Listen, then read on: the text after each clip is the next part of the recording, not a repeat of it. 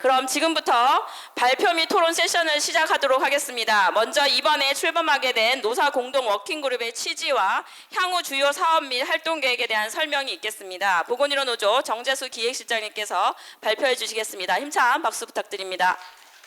네, 반갑습니다. 보건의료 노조 기획실장입니다. 정재수입니다. 원래 정해진 시간이 4시까지인데요. 아직 발표가 3개나 남아있는데 이게 언제 끝나나 다들 걱정하고 계실 것 같습니다. 걱정 안 하셔도 될 것 같습니다. 제가 5분 안에 최대한 빠르게 워킹그룹 소개만 간단하게 드리고요. 오늘 2개의 발제 이후에 있을 2분 우리 박사님과 교수님 발표도 아마도 우리가 그 AI 시대를 살아가면서 AX 공정전환이라는 걸 이야기할 때에 우리가 적어도 어떤 류의 고민들을 좀 해야 될지를 미리 좀 고민하기 위해서 같이 고민을 같이 해보자라는 자료로 좀 만든 거였다고 이해해 주시면 좋을 것 같습니다. 오늘 제가 지금부터 간단하게 설명드릴 건 아마도 이 워킹그룹 계속 이렇게 하고 오늘 행사 주체도 보건의료 산업의 노사공동 워킹그룹이라고 하는데 도대체 이게 뭐야?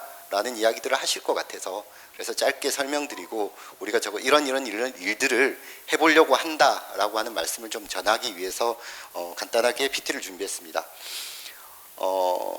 노사공동 워킹그룹이라고 얘기를 했습니다. 아마 최근에 아마도 앞서 우리 많은 축사 인사말 하시면서도 말씀드렸던 것처럼 보건의료 산업의 AX 전환에 대한 많은 이야기들이 그리고 실제로 현장에서도 많은 변화들이 일어나고 있고 그 변화의 속도가 매우 빠를 것으로 생각하고 있습니다.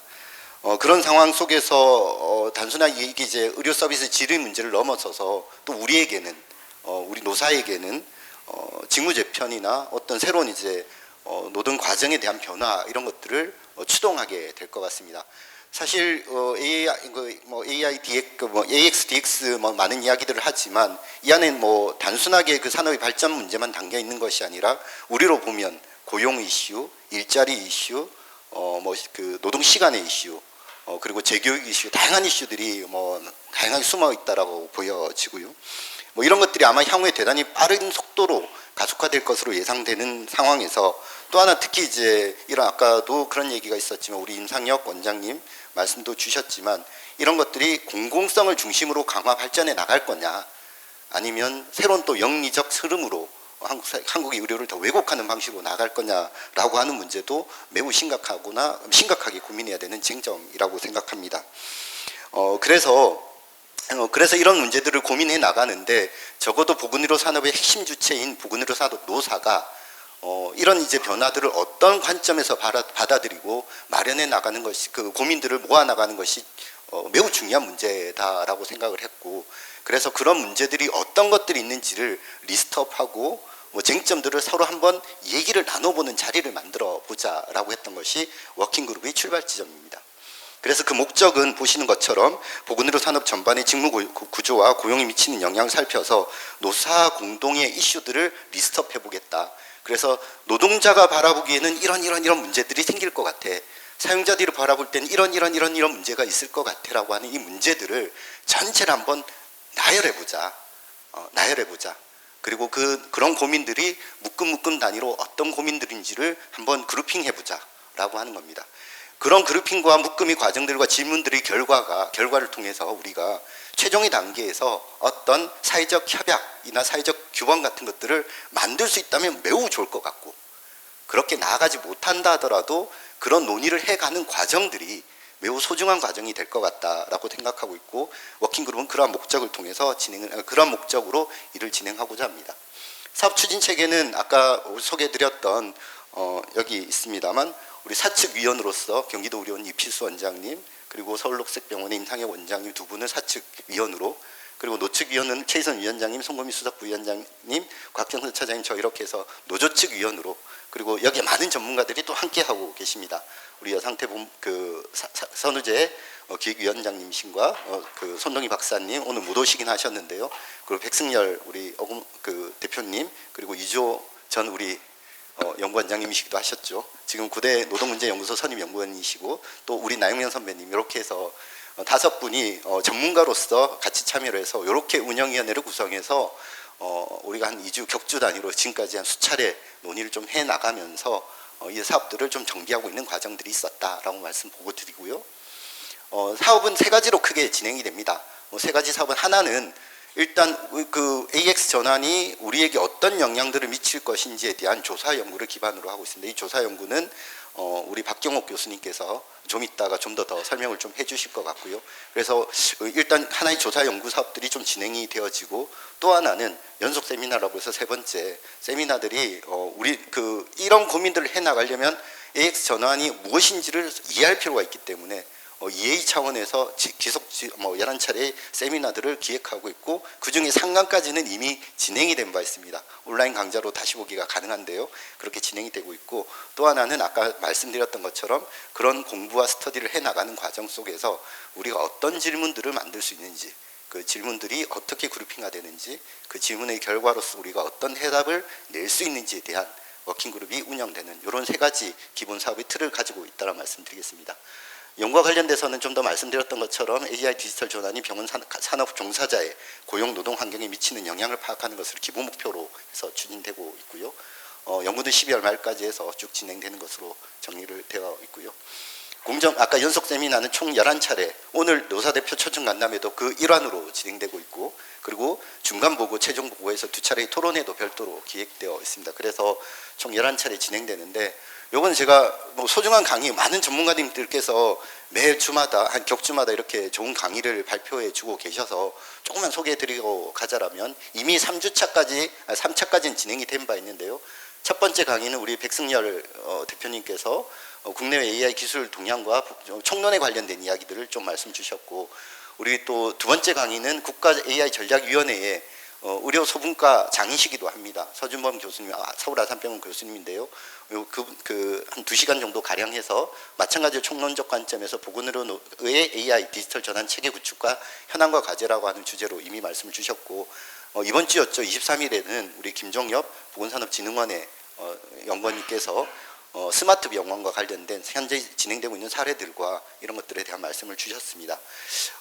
오늘 행사 끝나고 난 다음에 7월에는 이린 미시건 주립대학 교수님께서는 아이로 리포트로 최근에 이제 연구에서 관련된 이제 상도 받으셨던 과정인데요. 대한민국의 간호와 인공지능이라는 주제로 또 하나의 강의를 준비해 주고 계시고요. 8월 달에는 정부에서 이미 AX 전환과 관련된 전략 과제들을 준비하고 있는 자기 전략 방향을 좀 정리를 좀 해나가고 있는 과정입니다. 하반기에는 좀 구체적으로 발표가 좀 가능할 거라고 해서 박정환 과장님께서 정부의 정책 방향에 대해서 또 소개해 주는 시간들이 있을 거고요. 8월에 또 이제 현장별로 좀 더 미시적으로 접근해서 직종별의 구체적 사례들을 박강렬 우리 중앙대 심경과 교수님, 그리고 이지상 강원대 교수님, 그리고 임상병 의사의 협회 정책실장 김기우 실장에서 각각의 이제 진단 검사나 진료 보정 영역에서의 AI 디지털 기술이 어떻게 도입되고 활용되고 있는지에 대한 이야기를 주실 겁니다. 요까지가 이제 현황들에 대한 이야기들과 우리가 이제 지금 일어나고 있는 일들에 대한 스터디들이 좀 진행될 거고, 10월부터 이제 이런 것들 좀 정리를 좀 해야 될 것 같아서, 특히 10월 달에는 이제 좀 더 철학적인 관점, 그래서 우리 오늘도 와주고 계십니다만 우리 자문위원님이신 김종진 자문위원님께서 AI와 노동인권이라는 주제로 지금 최근에 연구도 하고 계셔요. 인권센터, 국가인권위원회 발주하신 관련된 연구도 같이 보고를 한번 해주실 거고, 장지연 박사님께서 AI 기술 발전과 노동이라는 주제로 또 하나의 발표를 좀 준비해 주고 계십니다.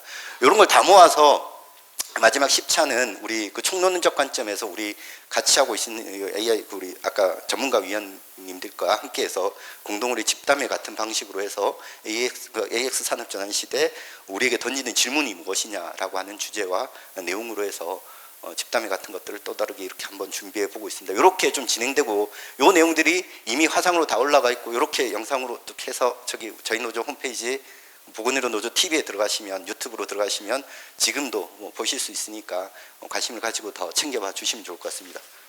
네. 그리고요, 워킹그룹 아까 말씀드렸던 대로 이런 것들이 어떤 우리에게 질문들을 할 수 있는지를 녹서의 형태로 준비하는 작업들을 연말까지 쭉 진행이 될 거고, 지금 이렇게 나와 있는 것처럼 매 월별로 현장 의견 수렴과 면접 인터뷰 등을 준비하고 있는 상황이고, 요 내용들이 다 정리되어지면 연말 정도에 최종 보고회를 통해서 관련된 이런 이제 전체적인 우리 올해 1년 동안의 성과들을 정리해서 보고 드릴 수 있는 자리를 별도로 가질 수 있을 것 같습니다. 아까 말씀드렸던 대로 이런 사업, 오늘 그 워킹그룹 활동들이 아주 거창한 우리 사회적 규범의 어떤 이제 성과를 낼 수도 있을 거고, 혹은 그렇지 못할 수도 있을 것 같습니다. 그러나 오늘의 논의 자리가, 이렇게 시작하는 출발의 자리, 그리고 고민을 모아 나가는 자리가 매우 소중할 거고, 그때그때 던져지는 질문들이 매우 소중한 질문들일 거라고 생각합니다. 그런 질문들을 모아내는 과정들 속에서 현장 노사 공동 논의 결과 보고서, 타산업 확대의 문제, 노사 공동의 산업 전환 대응 원칙을 도출하는 문제, 정의로운 전환에 대한 사회적 대화의 기반을 마련하는 문제, 고용 불안의 예방 체계를 마련하는 이런 몇 가지 우리가 기대해 볼 수 있는 그런 효과들을 가지고 있겠다라고 판단하고 있고, 그래서 올해로 끝내지 않고 내년에도 또 내후년에 또 계속해서 좀 진행될 수 있는 이런 사업으로 나갔으면 좋겠다는 말씀 드리면서 마무리하도록 하겠습니다. 고맙습니다. 네, 감사합니다. 워킹그룹의 구체적인 로드맵을 공유해 주신 정재수 실장님 감사합니다. 이어서 다음은 오늘 간담회 핵심의 주제 발표 순서입니다. 발제는 총 두 분께서 진행해 주시겠습니다. 첫 번째 발표는 AI 기술 발전과 보건의료 분야의 동향이라는 주제로 워킹그룹 전문가이신 어거노믹스 백승열 공학 박사님께서 발표해 주시겠습니다. 힘찬 박수 부탁드립니다. 네. 반갑습니다. 백승열입니다. 이렇게 귀한 자리 초대해 주셔서 대단히 영광으로 생각하고 있습니다. 아마 여기 보시면 이제 공학 박사인데 왜 여기 왔느냐, 저희 집사람이 그러더라고요. 야, 너는 보건의료 종사자도 아니고 전문가도 아닌데 거기 왜 가냐. 그래서 제 몸이 종합병원이다 지금. 이게 제일 나한테 절실한 분야다. 그래서 나는 여기 열심히 활동할 수밖에 없다 그랬더니 집사람이 그러더라고. 그래, 우리 식구들의 목숨이 너한테 걸려 있으니까 가서 잘해라. 여러분들 아마 제가 이 앞에 나오신 분들 여러분들 말씀을 하셨지만, 실제로 AI 기술이라는 게 이미 사회에는 또 우리 보건의료 분야에는 전방위적으로 펼쳐져 있습니다. 제가 혹시 질문 하나 드려도 될지 모르겠는데, 혹시 어디 찾아가고 그러실 때 지도책 보고 가시는 분 계세요 요새? 지도책 안 보시죠? 지도책이 어디 있는지는 아세요? 없어진 지가 꽤 오래됐죠. 이 다 요즘은 내비게이션 치든지 아니면은 카카오맵 이런 거 갖고 하시는데, 이 카카오맵하고 이런 데들 길 찾아주는 알고리즘이 인공지능 알고리즘입니다. 그래서 제가 1995년도에 우리나라에서 처음으로 내비게이션 길 찾아주는 그거 가지고 논문을 썼거든요. 야, 벌써 거의 이제 보니까 30년이 넘었네요 벌써. 그런 정도로 인공지능 기술이라는 게, 사실 여러분들은 좀 생소하실지 모르겠지만 인공지능은 컴퓨터가 만들어지기 이전부터 있었던 개념이고요. 그때부터 계속 발전돼 왔었는데, 사실은 최근에 이렇게 급격하게 발전된 게 뭐냐면 컴퓨터의 성능이 너무 좋아졌어요. 제가 논문 쓸 때까지만 해도 사실은 이론적인 논문을 썼거든요. 실제적으로 길 찾아주는 이거 알고리즘을 돌리려고 그러면 슈퍼컴퓨터급의 컴퓨터가 필요했습니다. 그래서 저도 논문 쓰면서 과연 이게 되겠느냐 그랬는데, 그 당시의 슈퍼컴퓨터보다 여러분들이 갖고 계시는 스마트폰이 지금 성능이 훨씬 더 좋습니다. 그러다 보니까 이게 가능해진 겁니다. 그러다 보니까 이 인공지능이라는 게 이게 굉장히 많이 일상생활에 들어오고 있습니다. 그런데 이 인공지능이라는 게 이게 문제가 뭐냐면, 인공지능도 그렇고요. 요즘 그냥 쉽게 얘기하면 AX, DX 그래가지고 디지털 트랜스포메이션이나 AI 트랜스포메이션 이런 얘기를 많이 하시는데, 이게 사실은 디지털 기술, 인공지능 기술이 사실은 다 섞여 있는 것들입니다. 근데 이런 기술들이 어떤 식으로 전개가 되느냐, 다른 산업을 보시면은요, 온라인 금융이 미국에서 처음 개념이 만들어져서 중국에 가서 폭발을 합니다. 그래서 우리나라로 들어오면은 어떻게 됐느냐, 여러분들도 아시는 것처럼 은행 산업이 참 쓰기는 편해졌어요. 그죠? 우리 쓰기는 편해졌는데 문제점이 있습니다. 무슨 문제점? 우리 은행에 있는 종사자들 상당수가 이제 집에 가게 되고요.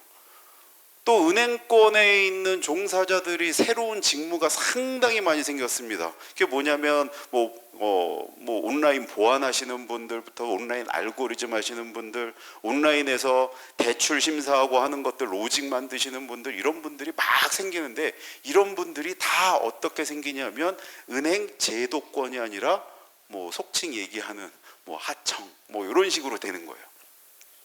그러다 보니까 산업의 규모는 점점 커지고 쓰임새는 좋아지는데 그 일부 이제 소외되는 일들이 발생하고요. 뭐 요즘 전자 난리죠. 전자도 난리인데 여러분들 아시는 것처럼 삼성전자 뭐 주식 갖고 계신 분 계세요 혹시? 손 들지 마세요. 부러우니까. 삼성전자가 난리인데 제 후배들하고 친구들도 삼성전자에 있는 애들이 있거든요. 거기도 빈익빈 부익부 현상이 있습니다. 반도체, 그것도 메모리 쪽에 있는 애들은 대박이에요. 그렇지 않은 애들은 어때요? 공장이 전부 중국, 베트남 가 있습니다. 그리고 협력업체들이 없어졌어요. 이런 문제들. 자동차 쪽도 그렇습니다. 요즘 현대자동차, 제가 현대자동차 자문위원이거든요. 현대자동차 요즘 잘 나가고 있는데 문제는 뉴스 보셔서 아시는지 모르겠는데 현대차 내년도에 울산 공장에 생산 라인 10개 중에 3개를 문을 닫습니다. 왜? 뭐 이런 문제들이 생기는 거예요.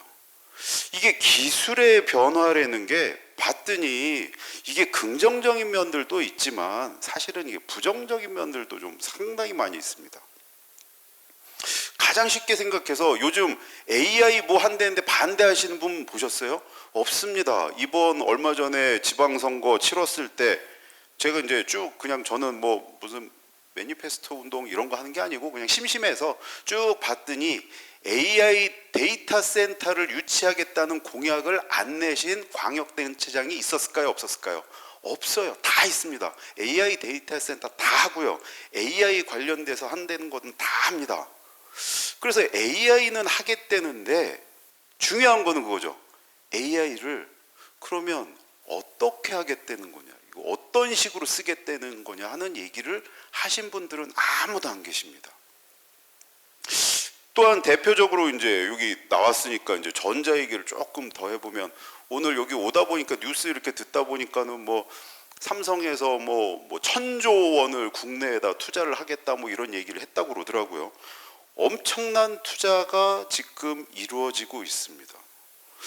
야, 이렇게 투자가 이루어지는데 그럼 이 투자가 이루어지는 게 우리 국민들이라든가 아니면 우리 보편적인 이런 사람들한테 혜택이 있고 경제 선순환 구조에 이게 영향을 선순환이 되도록 하는 것인가 하는 문제들, 이런 것들을 좀 고민을 해봐야 되거든요.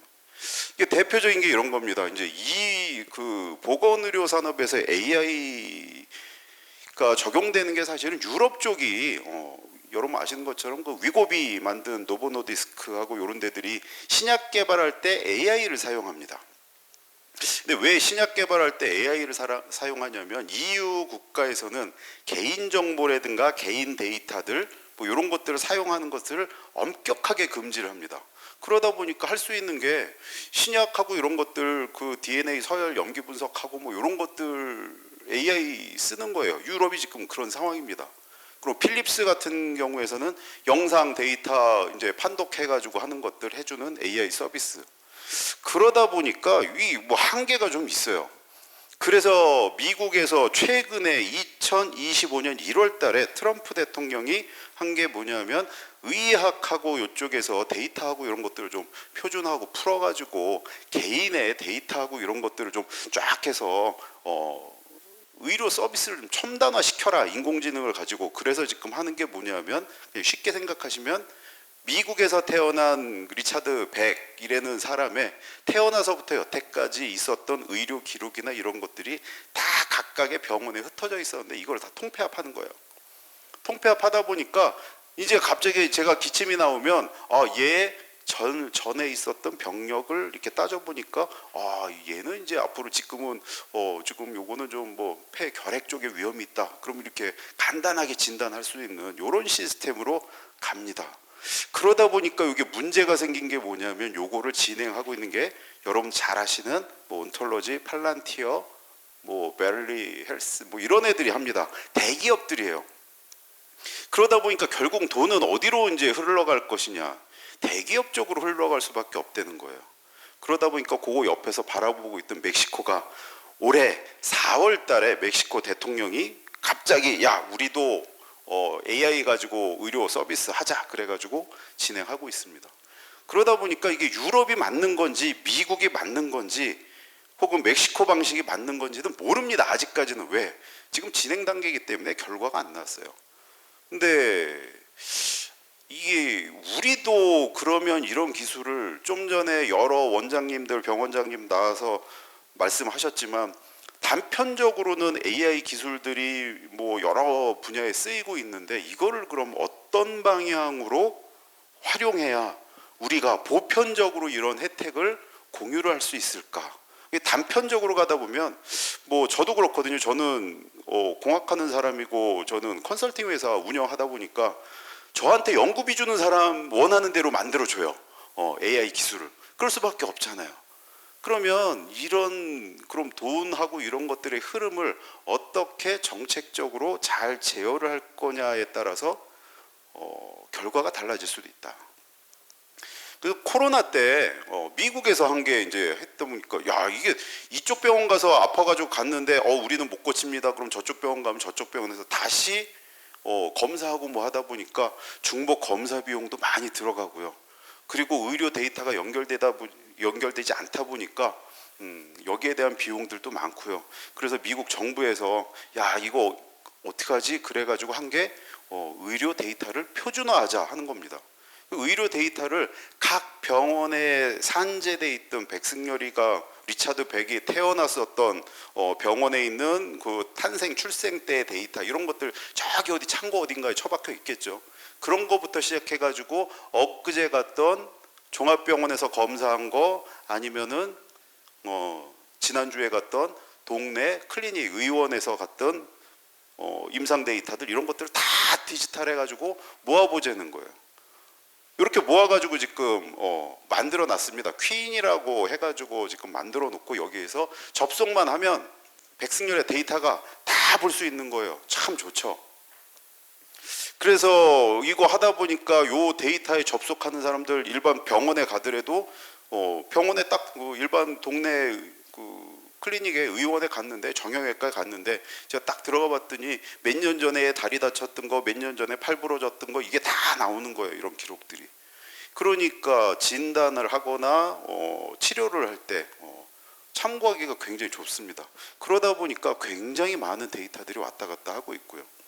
의사들이 지금 미국에 있는 의사들이 81%가 이거 없으면 이제 일을 못하겠다 하는 상황이 오고 있습니다. 그래서 요건 그냥 간단히 지금 미국에서 지금 추진하고 있는 계획을 조금 말씀을 드리면 의사하고 환자하고 대화를 하면 우리나라에도 지금 이거 이미 많이 들어와 있습니다.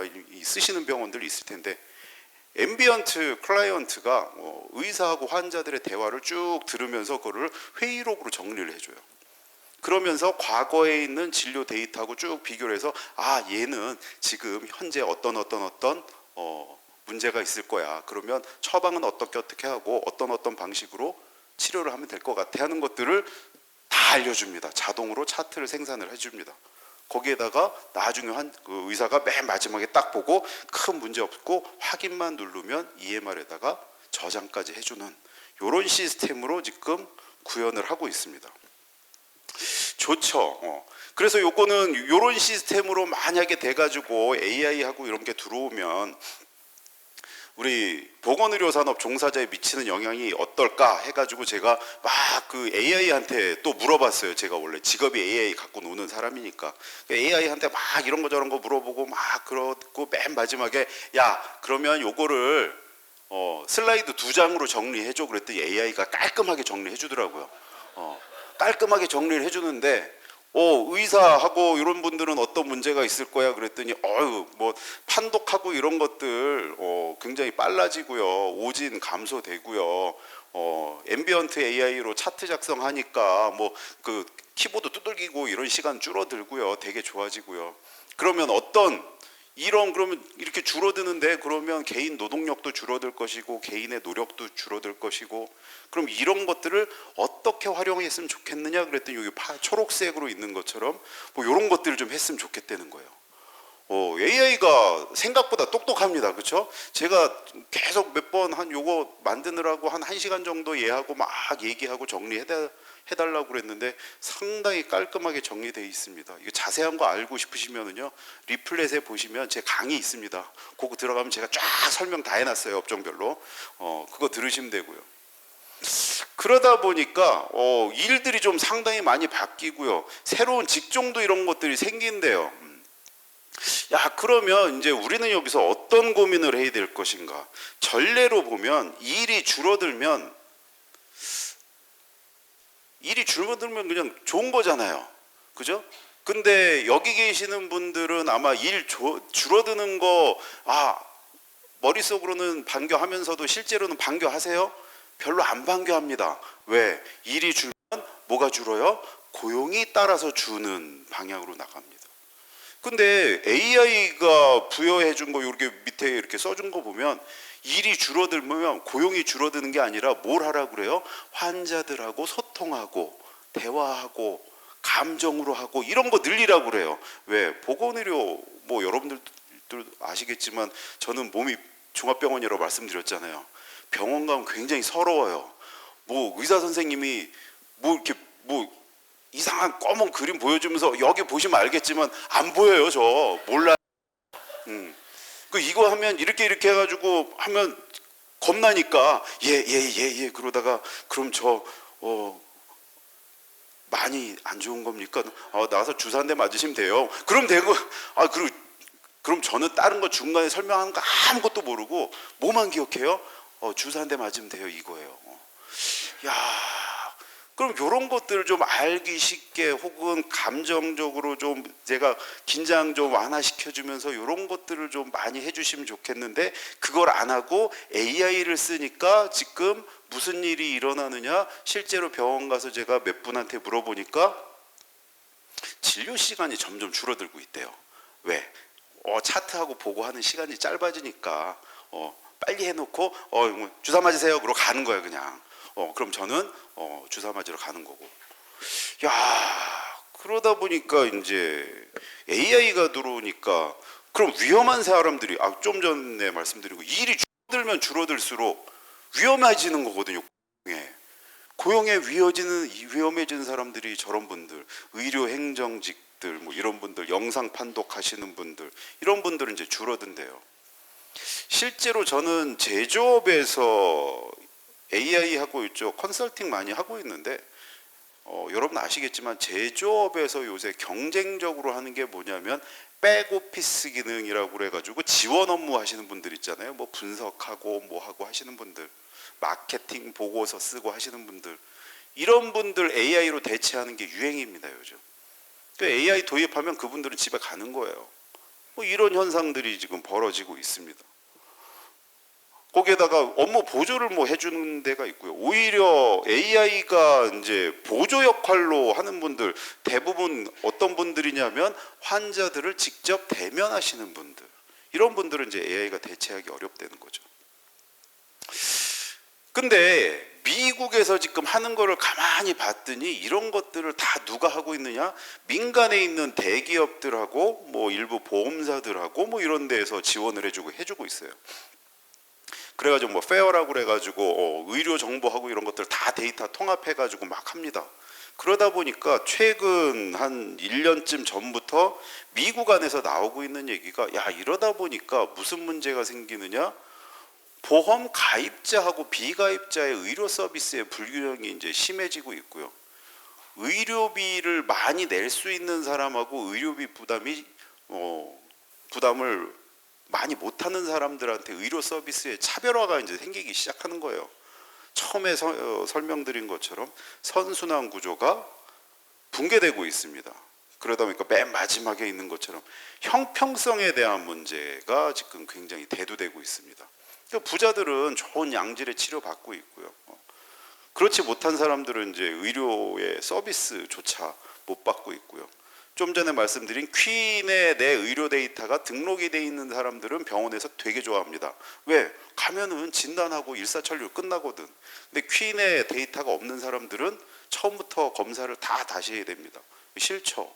이런 일들이 벌어지더라. 그래서 멕시코에서 그거 보고 야, 우리는 그거 하지 말고 국가 주도로 보편적인 복지를 하자. 지금 그러고 있습니다.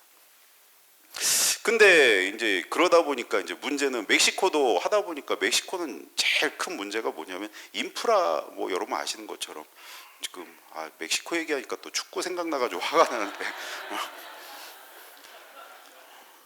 화를 내면 안 되죠. 그죠? 이제 인프라가 굉장히 부족하고요. 디지털 기술이 없어요. 그러다 보니까 멕시코 정부에서도 올 4월 달에 발표를 하고 발표한 다음에 멕시코에 들어와 가지고 보건의료 산업의 AI 서비스를 준비하는 업체들이 다 어디냐? 미국에 있는 업체들이 또 오고 있어요. 이런 한계들이 있더라. 아직까지는 이제 둘 다 시작이기 때문에 잘 모르는데 그냥 그 정리를 해보면 미국은 개인적인 개인 정보를 다 모아서 분석해가지고 그 빅데이터를 가지고 신약 개발이나 의료기술 개발하는 데 쓰고요. 그리고 개인한테는 그 개인에 대한 데이터를 가지고 개인한테 정밀 맞춤형 의료정보 서비스를 해주는 것을 목표로 가고 있습니다. 반대로 멕시코는 이렇게 원격지라든가 좀 전에 우리 서산의료 원장님 가셨는지 모르겠는데 제가 태안 출신이라 아주 반갑던데 원격지나 도서 상간 지역의 서비스를 개선하는 이런 쪽으로 좀 멕시코는 방향을 잡고 있습니다. 이제 어떤 식으로 결과가 나올지는 아직까지 모릅니다. 그러다 보니까 지금 도입 목표의 차이가 보시면 양쪽에 보시는 것처럼 사실은 목표도 다르고요. 방향성도 좀 다릅니다. 결과가 어떻게 나올지는 모릅니다. 요 이제 이소부화에서 나오는 햇님과 구름의 내기 여러분 아시죠? 이름 자체도 이제 햇님과 구름이 싸우면 누가 이길 것 같아요? 님자 붙은 게 이기겠죠. 그렇죠? 햇님이 이길 건데 이게 무슨 내기를 했냐면 여러분 잘 아실 거예요. 저 옷을 어떻게 하면 벗길 것이냐는 내기를 했습니다. 이게 방향성이죠. 방향성을 설정을 하니까 시작부터 구름은 이길 수가 없습니다. 못 이겨요. 결과는 정해져 있습니다. 그러면 여기에서 그러면 우리 결과는 이제 의제 선정이 굉장히 중요하다는 거예요. 목표하고 방향성을 어떻게 잡을 것이냐. 우리는 저 나그네의 옷을 벗길 것이냐 입힐 것이냐를 결정을 해놓고 그 방향대로 전체 시스템을 몰고 가면 결과를 그쪽으로 얻을 수가 있습니다. 제가 지금까지 계속 말씀드린 것처럼 이게 개인의 의료 서비스하고 이런 것들도 중요하고 그렇지만 보편적인 것도 중요하고 그리고 소외되는 사람들 이런 사람들도 중요하고 이런 것들을 다 검토해 가지고 요거 좀 종합적으로 이게 좋은 방향으로 좀 의제를 설정하고 목표를 설정하고 나아가게 되면 그쪽 방향으로 가요. 근데 지금 유럽도 그렇고 미국도 그렇고 가는 방향을 봤더니 의제 선점을 누가 했냐 하면 요거를 서비스를 향상을 하면 비용이 이만큼 올라가고 수익을 이만큼 거둘 수 있다. 이런 식으로 의제 설정이 돼가고 있더라. 그럼 결론적으로는 나중에는 누가 돈이 있는 사람들한테만 이 서비스가 혜택이 가고 그러지 않은 사람들한테는 혜택이 안 가겠다는 거죠. 그래서 제가 마지막으로 말씀드리면 이제 의료 정책의 전략적인 대응 방안은 이제 앞으로 디지털 역량지 디지털 거부해봐야 아무짝에도 소용없고요. 디지털 역량 강화하시고 여기 있는 분들도 전부 AI 기술 다 쓰셔야 되고요. 그리고 디지털 전환 준비도 하셔야 되고요. 뭐 이 자리에서 이런 말씀을 드리면 여러분들이 저를 홍명보 취급하실지도 모르겠지만 원격 의료하고 이런 것들도 여러분들이 좀 이제 검토를 하셔야 됩니다. 하실 수밖에 없습니다. 사고 방식의 전환이 좀 필요하고요. 또 마지막으로 제일 중요한 게 뭐냐면 사람이 할 수 있는 일하고 AI가 할 수 있는 일은 엄연히 다릅니다. 그럼 사람이 할 수 있는 일은 사람한테 시켜줘야 돼요. 미국에서 요즘 제일 많이 나오고 있는 불만 중에 하나가 병원에서 검진을 하면 검진 결과를 스마트폰으로 알려줍니다. 뭐 까만 사진 하나 보내주고 보시면 알겠지만 여기가 종양이 안 보여요, 나는. 그러면 병원에 있으면 의사 선생님한테 물어보기라도 할 거 아니에요. 근데 얘는 AI, 그래서 AI 상담사 챗봇 그래가지고 야, 그 나는 까만 것뿐이 안 보이는데 물어보면은 보셔서 알겠지만 거기 종양이 있습니다. 그런 거예요. 사람이 할 수 있는 것과 AI가 할 수 있는 것은 엄연히 다릅니다. 그런 것들 차이를 찾아서 공감, 소통하는 것들은 인간이 할 수 있게 해야 된다. 마지막으로 말씀드리면 보건복지 정책의 수혜자는 의료 종사자, 환자도 중요하지만 저도 굉장히 중요합니다. 저도 병원이잖아요, 그렇죠? 여기 계신 병원장님들과 다른 병원이고 저는 몸에 있는 병원이고, 그렇죠? 근데 이게 패러다임 변화는 급격하게 일어날 것이며라고 사실 써놨는데 이미 일어났습니다. 일어났어요. 이미 기술들은 여러분들이 상상하는 것보다 훨씬 더 발전돼 있습니다. 물밀듯이 들어올 겁니다. 이거 물밀듯이 들어와야 되는데 아직까지 안 갖춰진 게 딱 하나가 있습니다. 이런 방대한 데이터와 이런 방대한 프로세스를 처리할 수 있는 데이터 센터가 아직 부족해요. 근데 좀 전에 말씀드렸지만 이 데이터 센터는 이미 전국에 있는 모든 광역시도에서 다 한다고 했고요. 삼성에선 100조를 투자를 한대요. 그러면 조만간 데이터 센터도 들어옵니다. 그러면 이런 프로세스들은 물밀듯이 들어올 겁니다. 그 AI 확산 속도가 사람이 적용하는 속도보다 좀 굉장히 빠릅니다. 여러분 정신 없으시죠? 근데 문제는 그 밑에 써 있는 것처럼 사람이 적응하는 속도보다 제도 개선 속도는, 제도는 지금 어떻게 되고 있어요? 아무것도 바뀐 게 없습니다. 이게 문제라는 거예요. 그래서 좋은 설계를 하게 되면 제가 아까 말씀드린 거죠. 의제를 잘 선정하고 목표를 잘 선정을 하면 모두의 이익이 되는 방향으로 갈 수가 있습니다. 하지만 나쁜 설계를 하거나 설계를 안 하게 되면 무슨 일이 일어나느냐? 뭐 설계를 안 하게 되면 결국은 격차가 점점 심해서 특정한 계층, 특정한 부류가 이익이 집중되는 현상이 일어납니다.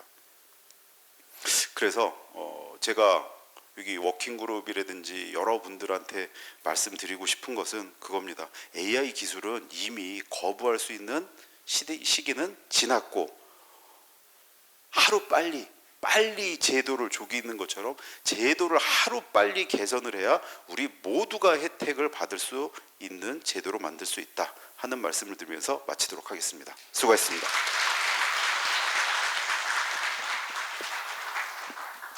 네, 국내외 의료 AI 트렌드와 직종별 영향에 대한 심도 있게 짚어주신 백승열 박사님께 다시 한번 감사드립니다. 큰 박수 부탁드립니다.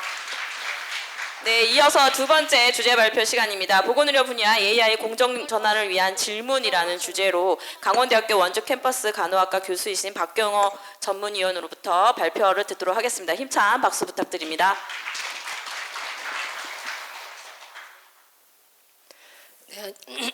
네, 안녕하세요. 저는 강원대학교 원주 캠퍼스 간호학과에서 온 박경옥입니다.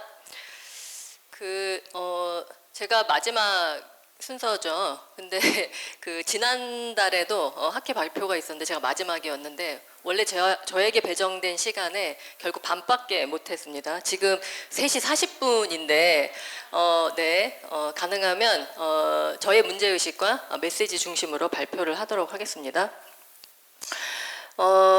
연구의 필요성은 앞에서도 많이 말씀을 하셨는데요. 이 AI 기술이 병원 산업 전체에 영향을 미치고 있습니다. 이게 그리고 많은 기대가 있는데요. 이 AI 기술이 병원 종사자들의 업무 지원과 부담을 완화시켜주는 혁신적 기술이라고 많이 인식하고 있는데 이것이 정말 그러한 기술인가? 그리고 현재 병원 산업에서 얼마나 도입되고 활용되고 있으며 그리고 노동 현장에 어떤 영향을 미쳤는가에 대해서는 사실 단편적인 기사, 뉴스 이런 것들이 있을 뿐 제대로 알려진 바가 없습니다. 그래서 저희가 그런 부분에 대해서 논의할 필요가 있다는 거고요. 그리고 이러한 영향은 이 그 진료나 치료의 영역에서 일하시는 분들뿐만이 아니라 진료를 지원하는 많은 인력들, 간호사, 임상병의사, 방사선사, 기타 등등의 인력의 노동 환경에도 영향을 미칠 수 있는 거고요. 그리고 이런 진료와 진료 지원 이외의 분야에서 일하는 많은 종사자들, 병원의 행정이라든가 보안이라든가 시설 관리 이런 영역에서도 많은 영향을 미치고 있습니다. 제가 이제 이 연구에 대해서 관심을 갖게 된 이유에 대해서 잠깐 설명을 하려고 하는데요. 제가 2021년부터 24년까지 보건산업진흥원의 돌봄 로봇 연구에 참여한 바가 있습니다. 이 연구를 하는 과정에서 요양보호사의 이승보조 그리고 로봇을 사용한 이승보조의 업무의 동작을 분석하는 그런 연구들을 했었는데요. 이때 사용했던 로봇들인데 뭐 식사도 했었고요. 그 다음에 배설보조 이런 연구들을 했었는데 저의 이 연구를 하면서 제가 느꼈던 바는 하나는 현재 우리가 사용하고 있는 이 디지털 기술, 이 로봇 기술은 사실 여기 중간에 보이는 노란색의 그 기계가 저희가 연구에 사용했던 사스케라는 이승보조 기구인데요. 실제 우리 현장에서는 이런 기술 수준이 낮은 로봇을 사용을 하고 있습니다. 그리고 그 밑에는 허그라는 로봇인데 그것보다는 이 사스케보다는 조금 더 기술 수준이 높은 로봇인데 이 사스케랑 이 허그를 비교해 봤을 때 사실 이렇게 우리가 좀 살펴볼 수가 있는데요. 기술 수준이 낮은 로봇을 사용한다고 했을 때 로봇이 사람에게 주는 돌봄은 굉장히 제한적인 양을 돌봐줄 수 있고요. 여전히 사람은 사람도 케어를 해야 되고 환자나 노인을 케어해야 되고 그리고 로봇을 케어해야 되는 새로운 노동이 발생을 합니다.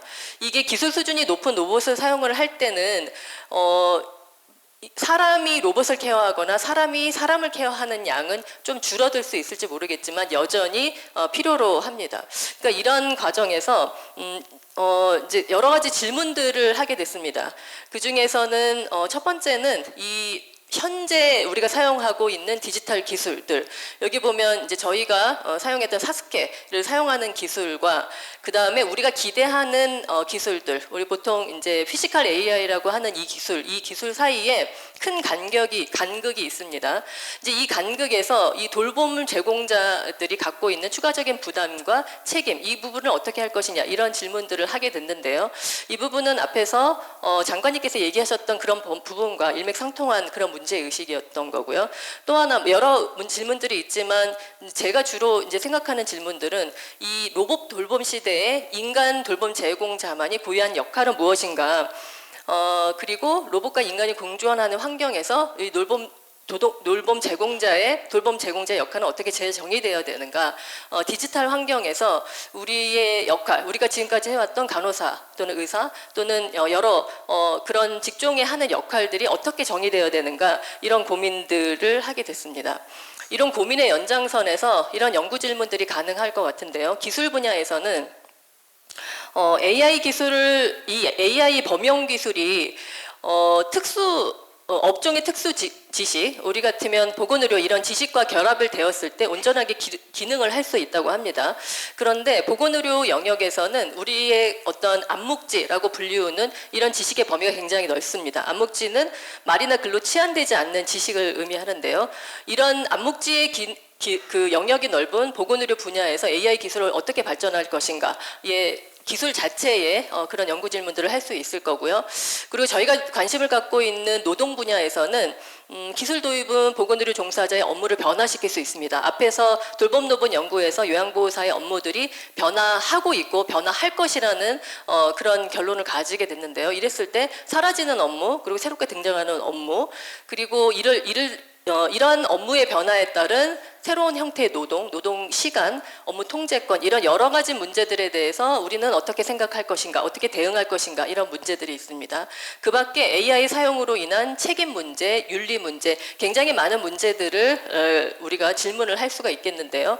저희 연구에서는 이 업무의 변화에 따라서 이 워크플로우 어떻게 변화되고 그 변화된 상황에서 어떻게 교육 훈련할 것인가 이런 것들이 고민이었습니다.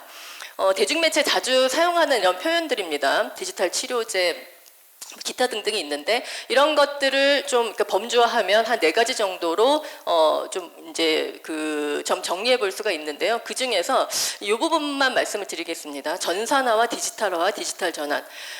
전산화는 기본적으로 우리가 종이 차트를 쓰다가 EMR로 변경되는 영상 필름을 가지고 다니다가 팍스로 저장되는 이런 것들을 얘기한다면 디지털화는 디지털 기술을 연결해서 그 기존의 활동을 변화시키거나 새롭게 만드는 단계라고 하고요. 디지털 전환은 이런 디지털 기술이 조직의 가치 창출, 프로세스, 역할, 책임 이런 구조를 재편하는 시스템 수준의 변화입니다. 앞에서 그 워킹그룹 소개에서도 말씀하셨지만 엊그저께 스마트 병원에 대한 그 유튜브 강의가 있었는데요. 그때 발표자도 그런 얘기를 하셨습니다.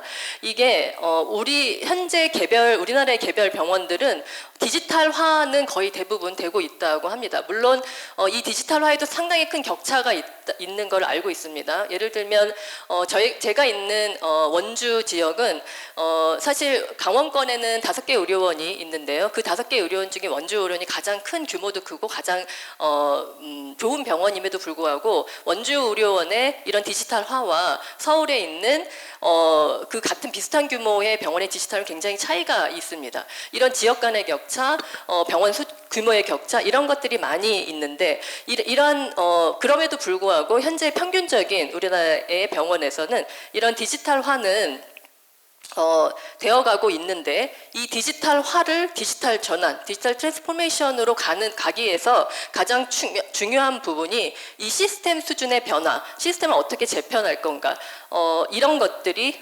필요합니다. 앞에서 몇 분도 얘기하셨지만 돌봄 노동이 갖고 있는 여러 특성이 있습니다. 엊그저께 스마트 병원 그 강의에서 보건의료 산업의 디지털화는 다른 산업에 비해서 굉장히 낮은 수준이라고 얘기를 하셨어요. 그래서 사실 거기에 동의하지 않았다가 은행을 예를 들은 거를 보고 그렇구나. 우리는 실문 은행을 가진 않으니까. 하지만 병원은 사람들이 다 실물 병원을 가지. 우리가 물론 챗GPT에 상담을 하지만 여전히 사람들은 병원을 방문하고 있습니다. 이런 것처럼 우리가 보건의료 산업에서 갖고 있는 노동이 갖고 있는 특징이 있습니다. 그런 특징들을 좀 이렇게 정리를 해보면 필수 노동이고 육체 노동이고 관계 노동이고 앞에서 얘기했던 것처럼 암묵지 비중이 굉장히 높은 노동입니다. 윤리적 판단과 인간의 존엄성이 요구되는 이런 노동인데 그러다 보니 이 돌봄 노동의 현장에서 이 AI 돌봄 기술을 적용하는 데서 여러 가지 많은 문제들이 발생할 수 있습니다. 이런 문제에 대해서 조성재 연구에서는 뭐라고 얘기를 했냐면 AI 기술이 돌봄 노동을 충분히 대체하기까지 상당한 시간이 필요하다고 합니다. 사실 저는 여기에 대해서 약간의 이견이 있습니다. 왜냐하면 제가 앞에서 보여드렸던 돌봄 노동 슬라이드를 2022년에 발표할 때 그대로 사용을 했었는데 그때 제가 뭐라고 그랬었냐면 기술 수준이 높은 피지컬 AI가 오기까지는 우리가 상당한 시간을 가지고 있으니 이제 저희가 제안했던 이런 질문에 대한 답을 가질 수 있는 시간이 있다라고 얘기했었는데 같은 슬라이드를 가지고 작년에 또 발표를 했었는데요. 그때 작년 겨울에 중국에서 만든 피지컬 AI가 유튜브 영상이 굉장히 화제가 됐었습니다. 그때 많은 사람들이 이렇게 돌봄 로봇이 이런 특성을 가지고 있어서 이게 로봇으로 대체되는데 상당한 시간이 필요할 거라고 생각을 했었는데 그렇지 않은 현실을 맞닥뜨려준 거죠. 과연 우리가 얼마나 많은 시간을 가지고 있을지는 잘 모르겠으나 다른 산업에 비해서는 어쨌든 여유가 있지만 저는 그건 역시도 우리가 함께 준비해야 하는 과정에서 그 시간을 좀 벌 수 있다는 생각이 듭니다. 이렇게 이제 조성재 연구에서는 돌봄 노동을 충분히 대처하기까 상당히 시간이 필요하고 이런 관점에서 힘들고 위험하고 반복적이고 지루한 업무는 AI 기술이 담당하고 사람 돌봄 제공자는 환자의 관계 형성이나 공감적 돌봄, 의사소통 이런 것들을 할 수 있다면 이런 역할 분담을 할 수 있다면 이런 좀 더 여유롭고 안전한 환경에서 일을 할 수 있지 않을까 이렇게 제안을 했습니다. 과거에 우리가 병원 산업에서는 많은 인력들이 업무를 하고 있습니다. 우리는 그것을 스킬 믹스라고 하고 있죠. 의사는 어떤 일을 하고 간호사랑 간호조무사 그리고 각각의 인력들이 어떤 역할을 하는지가 업무 분장으로 나눠져 있습니다. 그런데 이제는 우리가 이런 사람 직종의 종사자일 뿐만 아니라 AI 기술을 사용한 그 기술과 어떻게 스킬 믹스를 해야 되느냐 이런 것들을 고민해야 되는 시점에 왔다는 것입니다. 그렇다면 구체적으로 AI가 어떤 일을 담당할 수 있고 남은 일을 누가 할 수 있으며 AI와 함께 일하기 위해서 조직의 규칙, 정책, 문화는 어떻게 변화해야 되는가 이런 것들에 대한 답을 찾아가는 과정이 있어야 한다고 생각을 합니다. 또 다른 연구에서 문우종의 연구에서는 의료 AI와 전문직의 노동 변화에 대해서 한 4가지 카테고리로 정리를 했습니다. 그중에서 AI는 의료 전문직을 대체하기보다는 재구성한다고 했고요. 그래서 이 AI 도입으로 의료인은 AI 결과의 최종 승인자로서 자리매김할 수 있을 거라고 했습니다. 하지만 이 AI가 의료인을 대체하는 기술이 아니지만 이것을 조직 내에서 권력관계를 재구성하는 과정으로 계속 진행되고 있기 때문에 AI 시대의 의료 전문성은 기술로부터 독립된 판단을 하는 것이 아니라 기술과 함께 책임을 수행하는 능력으로 재정의될 필요가 있다고 얘기를 하고 있고요.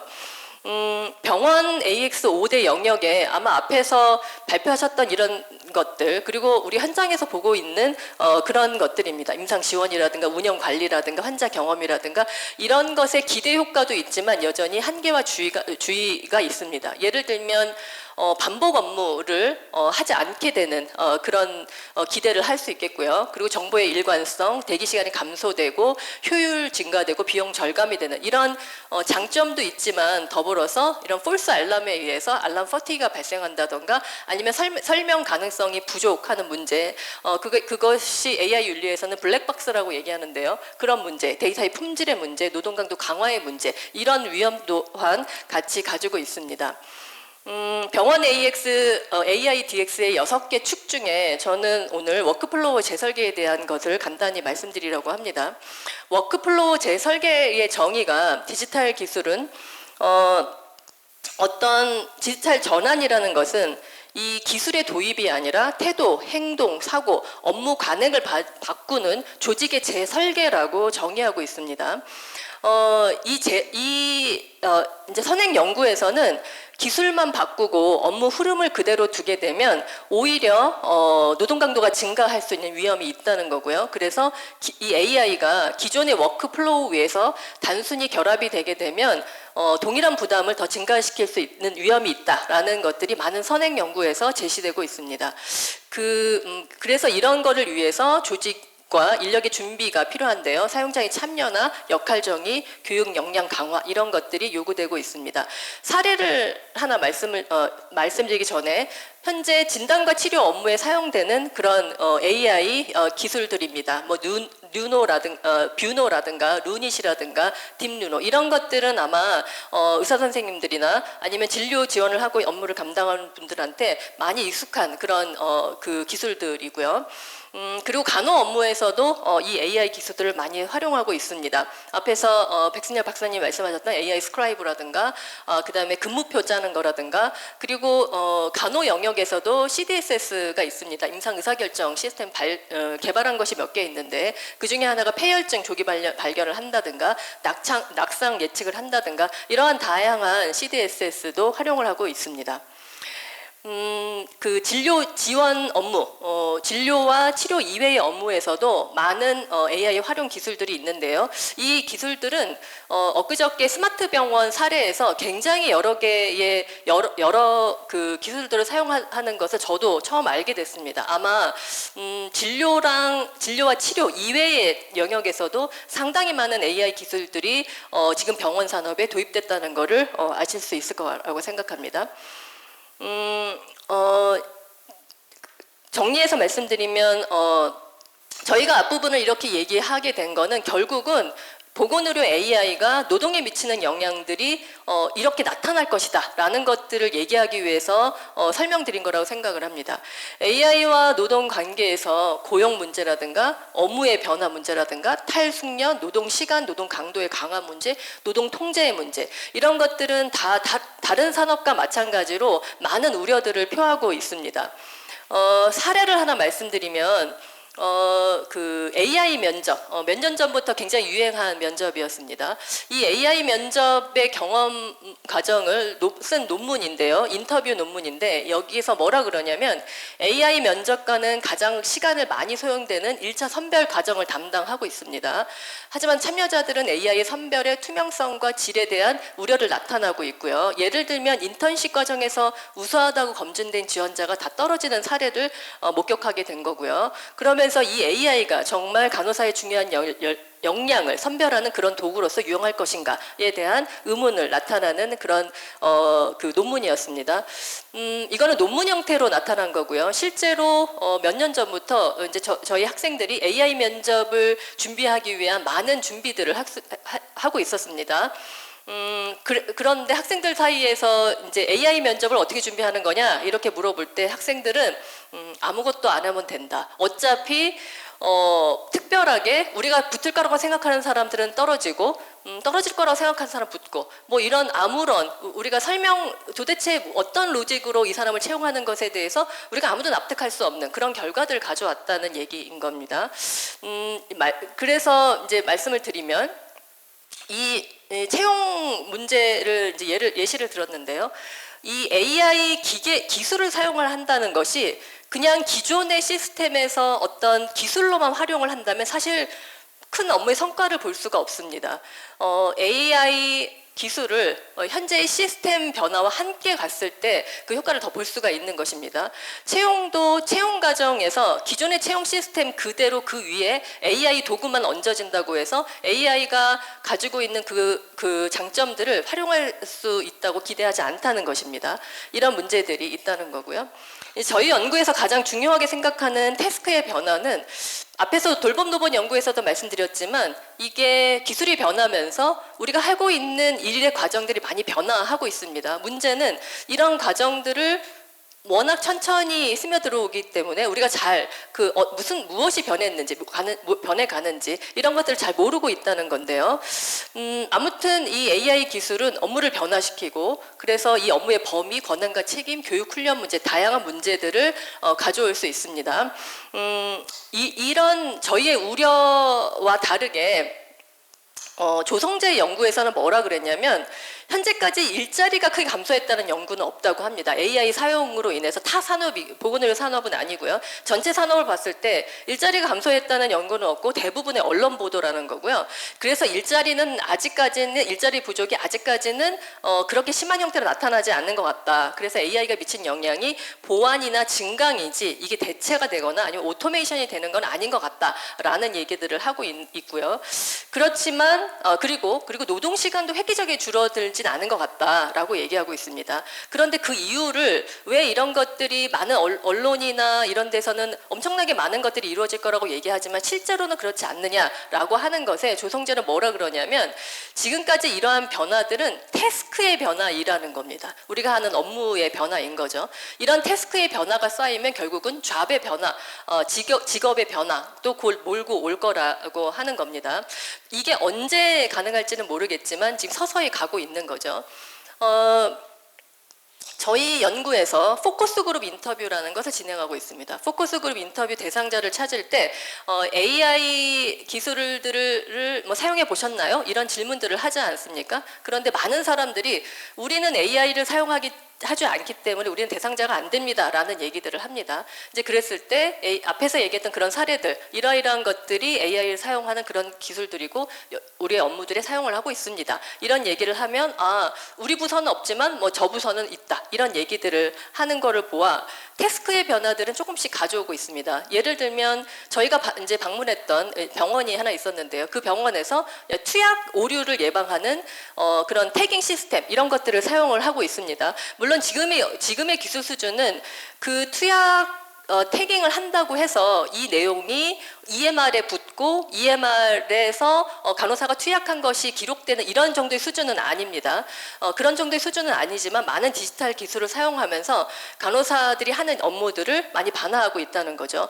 또 하나 기억나는 게 있는데요. 엊그저께 스마트 병원 강의에서 그 물품 관리에 대한 얘기들을 했습니다. AI 기술이 간호사의 퇴근 시간을 지켜준다 이런 얘기가 있었습니다. 그 얘기는 뭐였냐면 저는 수술실에 있어서 과거에 수술실에 일해서 업무 병동의 기계 장비들을 카운팅하는 그런 업무들을 하진 않았습니다. 그렇지만 아마 많이 아실 거예요. 병동에 배정된 휠체어의 개수, 하다못해 IV 폴대의 개수, 하다못해 벽에 전자체온계 이런 것들이 과거에는 이런 것들을 다 카운트를 해서 주기적으로 카운트를 해서 이게 맞지 않으면 간호사들이 그걸 찾으러 갔었어요. 휠체어를 찾으러 온 병원을 돌아다니고 이런 일들을 했었는데 지금은 그런 것을 하지 않아도 된다. 이런 얘기를 하셨어요. 이런 것처럼 AI 기술들은 우리 사이에 아주 굉장히 많이 오고 있었다라고 볼 수가 있습니다.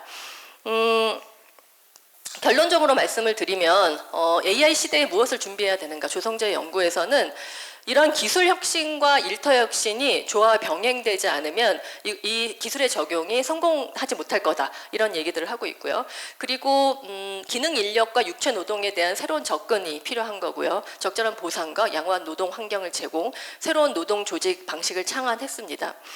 다른 연구에서도 이렇게 얘기하고 있습니다. 병원 AI가 AI 디지털리제이션이 핵심은 AI 자체가 아닙니다. AI 기술을 얼마나 많이 사용하고 도입하고 적용하는 문제가 아니라 이 AI 기술을 가지고 업무를 재설계하고 인간의 책임을 유지하는 그런 조직 변화와 같이 가게 될 때 이 병원 AI DX가 그 디지털리제이션의 그 부작용을 줄이고 여러 가지 문제들을 줄이고 기대 효과를 높일 수 있는 방향이 될 것이라고 생각합니다. 이상입니다.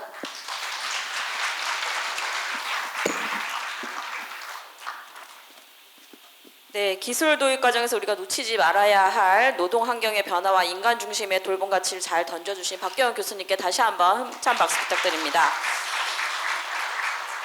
네, 이제 발표 내용을 바탕으로 참석해 주신 분들이 노사 대표 또는 전문가분들의 의견과 질문 좀 나누려고 하는데요. 저희가 지금 4시를 마치는 시간으로 했는데 벌써 그 시간이 된 것 같습니다. 4시 4분이네요. 벌써 4시가 넘었습니다. 혹시 오늘 주제 발표와 관련해서 우리 프로에 계신 분들 중에서 반드시 이것은 좀 의견을 주시면 좋겠다라고 하시는 분과 질문이 있으신 분은 몇 분만 받고 마치도록 하겠습니다. 우리 암센터 양환강 의료 원장님께서 의견을 주시면 감사합니다. 제가 한 3가지 말씀을 드리려고 좀 메모를 했습니다. 지금 백승열 교수님 강의에 이제 주로 이제 데이터 얘기가 미국하고 멕시코 비교하는데 그 부분은 어떻게 보면은 사실은 이제 환자의 진료에 관한 부분일 겁니다. 그런데 이제 조금 부언을 해드리면은 국립암센터에는 국가암 데이터 센터가 있어서 500만의 암 환자 데이터가 있다고 말씀을 드렸는데 그런 부분은 이제 우리가 공공성이나 이런 등등 발전해 나갈 거고 어떻게 보면 우리가 지금 이 자리에 모여서 하는 이런 우리의 고민이랄까 그다음에 솔루션을 내는 것은 그런 환자의 진료나 그런 것보다는 우리 노동 환경, 노동의 어떤 이런 번아웃이라든지 그런 부분을 조금 더 포커스해야 되지 않을까. 그러나 한편으로는 이런 데이터에 이제 뭐냐면 지금 우리가 이제 우리나라가 가지고 있는 큰 문제가 과제 중에 하나가 수도권과 지방의 의료 격차입니다. 이걸 왜 말씀드리냐면 지금 이제 우리가 데이터를 다 환자분들도 쉽게 가져갈 수 있게 하자. 뭐 어렵게 CD 굽고 뭐 이런 걸 하지 말고 그냥 칩 하나만 들고 가면은 전국에서 하자 하는데 저희가 그런 이 암센터에는 13군데의 권역암센터가 지방마다 다 있습니다. 그래서 그 부분들을 이렇게 도와드려야 되는데 지금 이런 데이터 이런 부분들이 자칫하면은 우리가 과거에 KTX를 연결하면서 어떻게 됐죠? 다 서울로 오게 되는 대우가 됐죠. 또 하나의 KTX를 연결하지 말자는 거죠. 그래서 지금 한국형 알파-H 연구 과제를 저희가 지금 도모하고 있는데 거기에 들어오는 과제 신청자들은 빅5하고 손을 잡는 건 좋은데 어떻게 하면 환자를 지방으로 보내고 그렇다고 단 조건은 이제 지방에서 잘 진료가 돼야 되겠죠. 그런 면에서 어떻게 도와드릴까 하는 프로그램을 개발하라는 겁니다. 그래서 지금 이런 여러 가지 토론하시다 보면 그런 부분도 자연스럽게 타치를 하시게 되겠는데 어떻게 하면 지역을 도와줄 수 있을까 하는 부분을 말씀을 드리고요. 그 다음에 이제 공감이나 소통 이런 부분이 이제 우리에게 남아있는 영역이라고 생각을 하시는데 사실 뭐 10여 년 전만 해도 AI가 들어왔을 때 절대 안 없어질 직장이 하나가 심리상담사 마지막 그 두 번째가 외과 의사다. 왜냐하면 손으로 막 하니까. 그러나 지금 여러분들 다 소식 들어서 아시잖아요. 굉장히 심지어는 심리적인 것까지 감정도 가지고 있다는 겁니다. 그래서 그 부분도 아까 선생님께서 이런 온 자료를 읽는데 그런 걸 누가 설명해 주면 좋겠다. 그런 것도 얼마든지 AI가 조금 더 할 수가 있는데 그보다도 지금 이제 마지막 말씀드리고 싶은 것은 우리가 모든 이런 것들은 결국은 데이터죠. 그죠? 데이터하고 우리가 뭔가 힘든 것을 풀어주고 그러려면은 아까 제가 우리 체열 하시는 분들 우리 얘기했지만은 그런 것들이 다 생체 신호든 또는 뭐 여러 가지가 모여야 하거든요. 그래서 한편으로는 우리 데이터의 투명성이 앞으로 같이 가져야 된다는 거죠. 우리가 자칫 예를 들면 CCTV 있는 거 우리 굉장히 좀 불쾌하잖아요. 어이구 나 누구 감시해? 그러나 발전하려면은 정확한 그리고 어떤 이렇게 예를 들면은 일시가 있다면은 월 그다음에 일 이렇게 있으면 일 심지어는 시까지도 데이터가 있어야 좋은 그 프로그램으로 도와줄 수 있다는 겁니다. 그래서 우리 국립암센터에는 지금 대학원 과정에도 AI 센터 그 과정에 있어서 교수가 있다든지 우리 AI 사업단이 있습니다. 그래서 어떻게 보면은 우리가 이런 공공기관님께서 저런 이 지금 태스크포스 팀으로 하셔서 하시고 계신데 어떻게 하면은 제가 이 자리에 또 온 것도 우리 최선 위원장님께서도 부르신 것은 국립암센터에서 뭘 도울 수 있는지 좀 얘기해봐라 그런 생각으로 저도 열심히 지금 말씀을 드립니다만 저희 국립암센터에 어떻게 보면 AI 역량이 그리고 공공기관으로서 현장을 또 이해하는 AI 역량을 가지고 가셔야 될 것 같아요. 아까 여러 전문가들이 계신 거 아는데 그래서 국립암센터에 우리는 헬스케어 우리 혁신 플랫폼 실장이 있으니까 AI 전문가들이 있거든요. 그래서 그런 분을 한 분 정도 거기에 코미티에 넣으시면은 현장을 잘 밸런스 있게 해나가실 것 같아요. 네. 네, 감사합니다. 혹시 백승열 박사님 관련해서 코멘트 하실 게 있으실까요? 마이크 좀 전달해 주시기 바랍니다.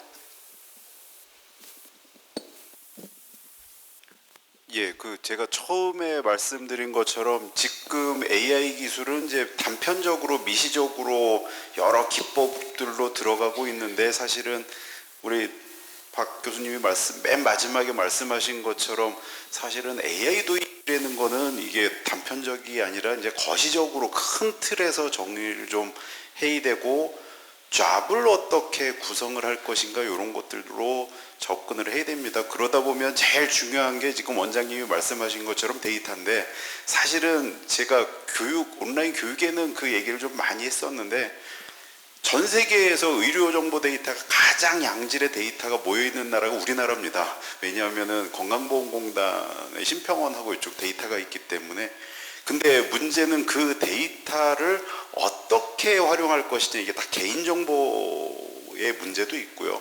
그래서 이걸 어떻게 할 것이냐를 고민을 해야 되고 지금 암센터에도 굉장히 5만 여 건의 그 데이터가 쌓여 있다고 그러시는데 사실은 이런 데이터를 사실은 활용하는 것도 딜레마고 활용 안 하는 것도 딜레마입니다. 그래서 이런 것들을 어떻게 공공과 공익의 목적으로 활용할 것이냐, 이런 것들도 우리가 다 같이 검토를 해야 되고요. 지금 원장님이 제안해 주신 것처럼 사실은 병원에서 지금 진행하고 있는 고민들, 또 저희 같은 그 엔지니어 차원에서 고민하는 것들, 이런 것들이 다 같이 토론을 통해서 좀 모아진다 그러면 굉장히 좋은 방향성을 좀 갖지 않을까, 이렇게 생각을 합니다. 네, 감사합니다. 저희가 노사 공동 워킹 그룹을 진행하면서 사실 이제 기관에 들어가서 어떻게 사용하고 있는지에 대한 사례를 좀 들으려고 하는데 굉장히 어려움이 많았습니다. 그래서 아마 이렇게 이 자리를 통해서요, 저희가 이제 기관에서 어떻게 사용하고 있는지 우리 면접도 같이 질문도 나누면서 같이 할 수 있는 시간이 준비된 것 같습니다. 도와주실 수 있으시죠? 네, 그렇게 하도록 하겠습니다. 네, 또 있으실까요? 질문이나 의견 있으시면 주시면 좋겠습니다. 네, 더 질문 없으면 이것으로 마쳐도 되겠습니까? 네, 오늘 주신 소중한 의견들을 앞으로 노사 공동 워킹그룹이 나아갈 이정표이자 실질적인 규범 마련의 밑거름이 될 것이라고 생각합니다. 오랜 시간 함께 지혜를 모아주신 모든 분께 깊이 감사드리며 이상으로 오늘 노사 초청 간담회를 모두 마치도록 하겠습니다. 모두 고생하셨습니다. 조심히 돌아가십시오. 감사합니다.